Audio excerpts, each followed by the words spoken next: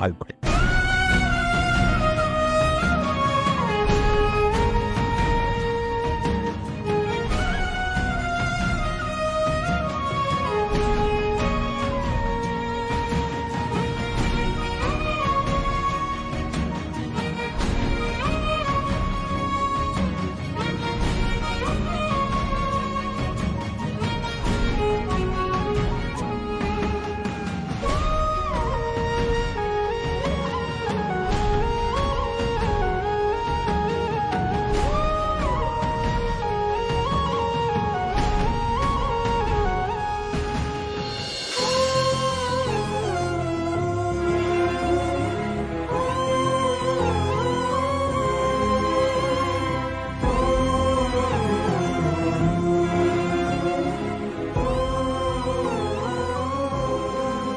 ನಾನಂತೂ ನಿಮ್ಮನ್ನ ಈಗಾಗಲೇ ಅಮ್ಮ ಅಂತ ಒಪ್ಪಿದ್ದೀನಿ.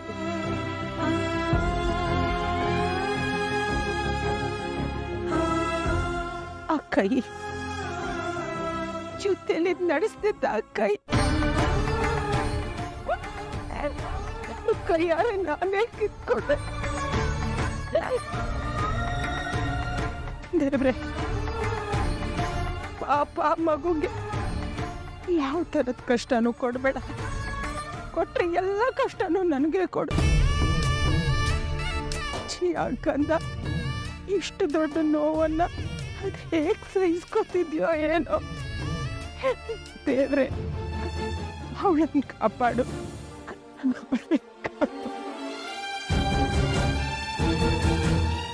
ವಸ್ತು ಆಗಲಿ ವ್ಯಕ್ತಿ ಆಗಲಿ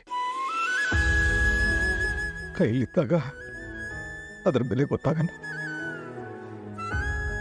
ಕಳ್ಕೊಂಡ್ಮೇಲೆ ಬುದ್ಧಿ ಬರೋದು. ನನ್ನ ಮಗನ ಅಂತೂ ಅದೇ ಯಾವುದು ಒಳ್ಳೇದು ಯಾವುದು ತಪ್ಪು ಅಂತ ಗೊತ್ತಿಲ್ಲ ಅವ್ರಿಗೆ. ಹೋಗ್ತಾ ಹೋಗ್ತಾ ಅನುಭವ ಆದಾಗ ಆಗ ಅವನು ಗೊತ್ತಾಗುತ್ತೆ ಅವನು ಕಳ್ಕೊಂಡಿರೋದು ಕೈಯಲ್ಲಿದ್ದ ಅಮೂಲ್ಯವಾದ ಮಾಣಿಕ್ಯ ಅಂತ.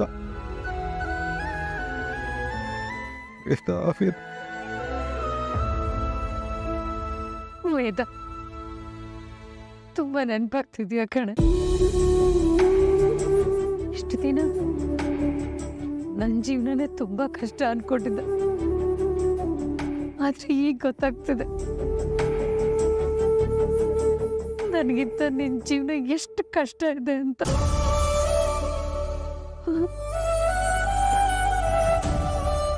ಆ ದೇವರು ಯಾವಾಗ್ಲೂ ನಿನ್ನತ್ತ ಒಳ್ಳೆಯವ್ರಿಗೇನೆ ಕಷ್ಟ ಕೊಡ್ತಿರ್ತಾನೆ. ನನ್ಗಿವತ್ತ ದೇವ್ರ ಮೇಲೆನೆ ಕೋಪ ಬರ್ತಿದೆ.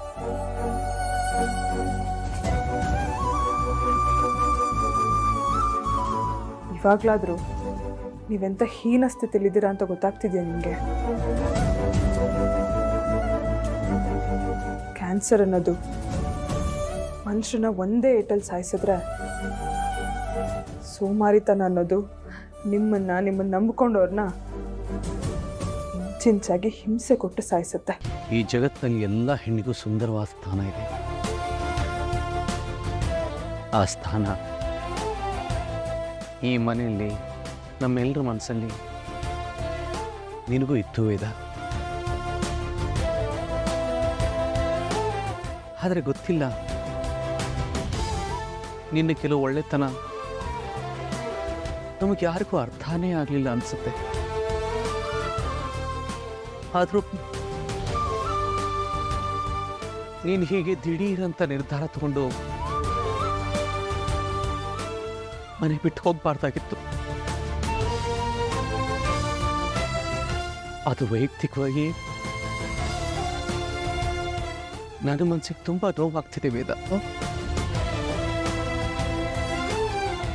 ಸಾಧ್ಯವಾದರೆ ಬೇಗ ವಾಪಸ್ ಮನೆ ಬಂದ್ಬಿಡು. ನಾವೆಲ್ಲ ಕಾಯ್ತಿರ್ತೀವಿ. ನನ್ನ ಮಗಳು ಬಂದು ಕಾಯ್ತಿರ್ತಾಳೆ. ಪ್ಲೀಸ್.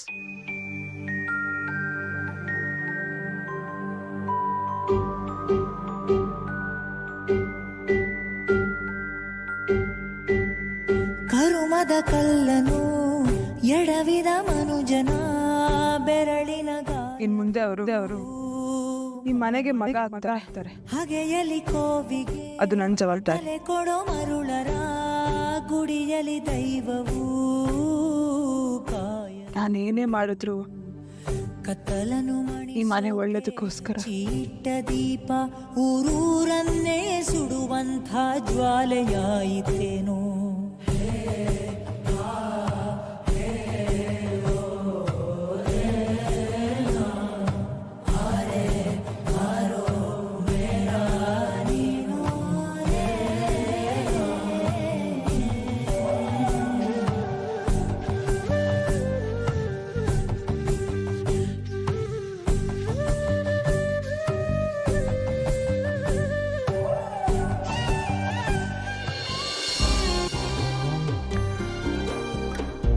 ವೇದ ಬ್ಯಾಗ್ ಹೊತ್ಕೊಂಡು ಬಂದಾಗ್ಲಿಂದ ನಂಗೆ ತುಂಬ ಭಯ ಆಗ್ತಾ ಇದೆ. ಏನೋ ತಪ್ಪು ಮಾಡ್ದಂಗೆ ತಲೆ ಬಗಸ್ಕೊಂಡೇ ಇದ್ದಾಳೆ.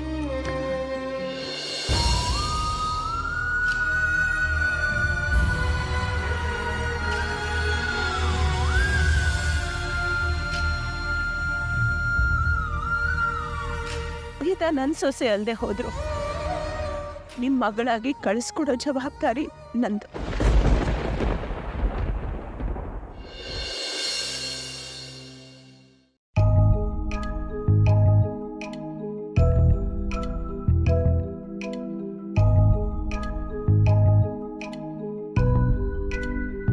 ಚೈತ್ರ,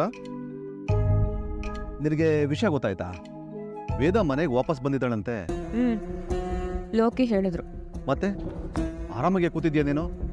ಮನೆಗೆ ಹೋಗಿ ಮಾತಾಡ್ಸೋದಲ್ವಾ? ಅವಳೇನು ದೊಡ್ಡ ಮೈಸೂರು ಮಹಾರಾಣಿನ ಇಲ್ಲ ಜೈಪುರದ ರಾಜ್ಕುಮಾರಿನ? ಅವಳು ಬಂದ್ಲು ಅಂತ ಓಡೋಗಿ ಮಾತಾಡ್ಸೋದಕ್ಕೆ?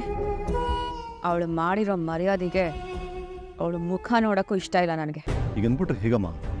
ಮತ್ತೆ ನಮ್ಮ ಪ್ರೀತಮ್ ಲೈಫು ಏನು ಪ್ರೀತಮ್ ಲೈಫಾ? ಅಪ್ಪ ನಿನ್ಗೇನು ತಲೆ ಕೆಟ್ಟಿದ್ಯಾ? 5-6 ತಿಂಗಳು ಯಾರ್ದೋ ಮನೇಲಿ ಇದ್ದು ಬಂದವಳು. ಅಂಥವಳನ್ನ ಸೊಸೆ ಮಾಡ್ಕೋಬೇಕು ಅಂತ ಆಸೆ ಪಡ್ತಿದ್ದಲ್ಲ ನೀನು. ನಾ ಪ್ರೀತೋಗೇನು ಹುಡುಗಿನೇ ಸಿಗೋದಿಲ್ವಾ? ಹುಡುಗಿರೇನೋ 100 ಜನ ಸಿಗ್ತಾರಮ್ಮ. ಆದರೆ ನಿನ್ನ ತಮ್ಮ ಒಪ್ಬೇಕಲ್ಲ. ವೇದನೇ ಉಸಿರು ಅಂತ ಬದುಕ್ತಿದ್ದ ನಮ್ಮ. ಇದು ಅವನ ಹುಚ್ಚತನ. ಹೌದು, ನಿಜಾನೇ. ಅವನ ಹುಚ್ಚತನದ ಬಗ್ಗೆ ತಿಳ್ಕೊಳ್ಳೋದು ಇನ್ನೊಂದು ವಿಷಯ ಇದೆ. ಏನಪ್ಪ ಅದು? ವೇದ ಮದುವೆ ಮುರ್ಕೊಂಡು ವಿಕ್ರಮನೆಗೆ ಹೋದ್ಮೇಲೆ ಇಲ್ಲೇನಾಯ್ತು ಗೊತ್ತಾ?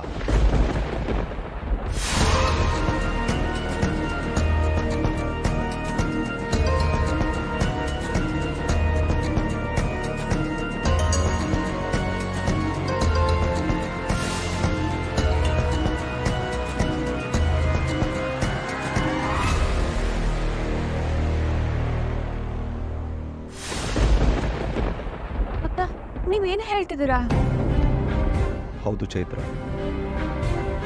ವೇದ ದೂರ ಆಗ್ಬಿಟ್ಲು ಅಂತ ಫೀಲಿಂಗಿಗೆ ಅವನು ಪಾಯ್ಸನ್ ತಗೊಂಡ್ಬಿಟ್ಟಿದ್ದ. ಮಧ್ಯರಾತ್ರಿಲಿ ಅವನ ಹಾಸ್ಪಿಟ್ಲಿಗೆ ಕರ್ಕೊಂಡೋಗಿ ಅವನ ಜೀವ ಉಳಿಸ್ಬಿಟ್ಟಿದ್ದ. ವಾಪಸ್ ಮನೆ ಕರ್ಕೊಂಡು ಬಂದಾದ್ಮೇಲೆ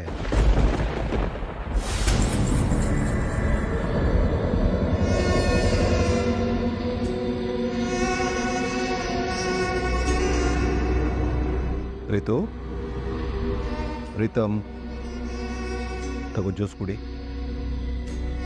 ತಗೊಳ್ಳೋ, ನೋಡು, ತಗೋಪ್ಪ, ಕುಡಿಯಪ್ಪ, ಕುಡಿ ಕುಡಿ.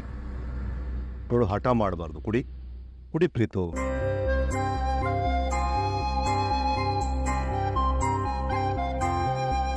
ನೀನು ಈ ರೀತಿ ನಿರ್ಧಾರ ಮಾಡ್ತೀಯ ಅಂತ ನಾನು ಎಕ್ಸ್ಪೆಕ್ಟ್ ಮಾಡಿರಲಿಲ್ಲಪ್ಪ.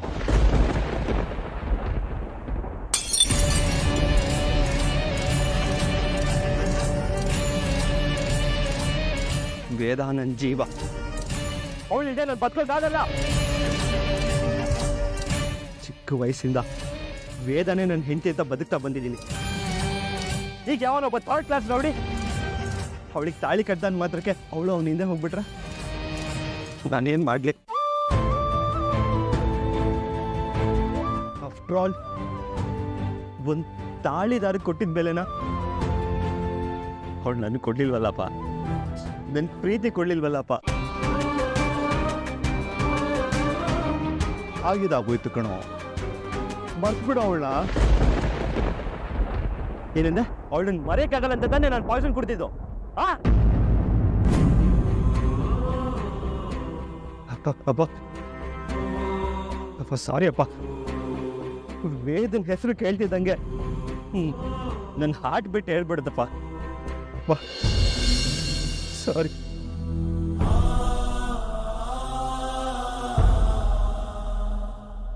ಅವಳು ಇಲ್ದೆ ನಾನು ಬದುಕಲ್ಲಪ್ಪ. ಅಲ್ಲ ಕಣೋ, ಅವಳು ಆ ರೌಡಿ ಮನೆಗೆ ಹೊರಟೋದ್ಲಲ್ಲೋ, ಅವನನ್ನೇ ಗಂಡ ಅಂದ್ಕೊಂಡು ಹೊರಟಾದ್ಲೆ ಅವಳು ಅವನ ಹೆಂಡತಿ ಆಗ್ಬಿಡ್ತಾಳ? ವೇದ ಯಾವತ್ತಿದ್ರು ನನ್ನ ಹೆಂಡತಿ. ಅವಳು ಖಂಡಿತ ವಾಪಸ್ ಬಂದೇ ಬರ್ತಾಳೆ. ನನ್ನ ಪ್ರೀತಿನ ಅರ್ಥ ಮಾಡ್ಕೋತಾಳೆ. ಒಂದ್ ವೇಳೆ ಅವಳು ಅರ್ಥ ಮಾಡ್ಕೊಳ್ಳಿಲ್ಲ ಅಂದ್ರೆ? ಅರ್ಥ ಮಾಡಿಸ್ತೀನಿ. ಬರ್ದಿಟ್ಕೊ ನಿನ್ ಡೈರಿಲಿ. ಅವಳು ಖಂಡಿತ ವಾಪಸ್ ಬಂದೇ ಬರ್ತಾಳೆ.